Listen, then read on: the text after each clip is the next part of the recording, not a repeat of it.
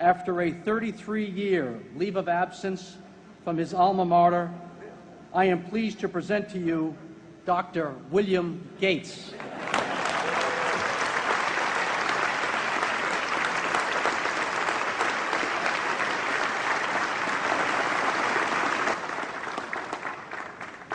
Thank you.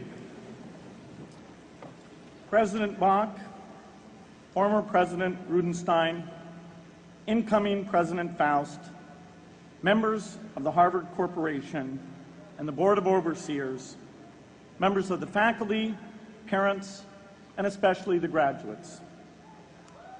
I've been waiting more than 30 years to say this. Dad, I always told you I'd come back and get my degree.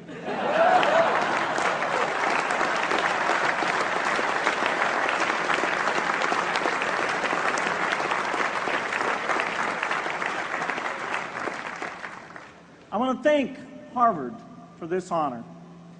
I'll be changing my job next year, and it will be nice to finally have a college degree on my resume. I applaud the graduates for taking a much more direct route to your degrees.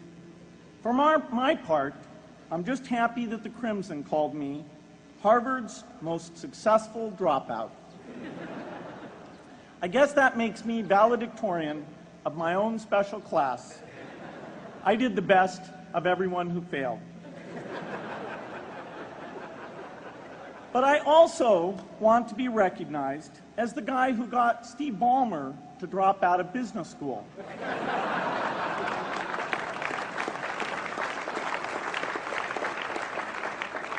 I'm a bad influence. That's why I was invited to speak at your graduation. If I'd spoken at your orientation, fewer of you might be here today. One of my biggest memories of Harvard came in January 1975 when I made a call from Courier House to a company in Albuquerque, New Mexico that had begun making the world's first personal computer. I offered to sell them software. I worried they would realize I was just a student in a dorm and hang up on me. Instead, they said, "We're not quite ready. Come see us in a month," which was a good thing because we hadn't written the software yet. From that moment, I worked day and night on the extra credit project that marked the end of my college education and the beginning of a remarkable journey with Microsoft. What I remember above all about Harvard was being in the midst of so much energy and intelligence. It could be exhilarating, intimidating, sometimes even discouraging, but always challenging. It was an amazing privilege, and though I left early, I was transformed by my years at Harvard, the friendships I made, and the ideas I worked on.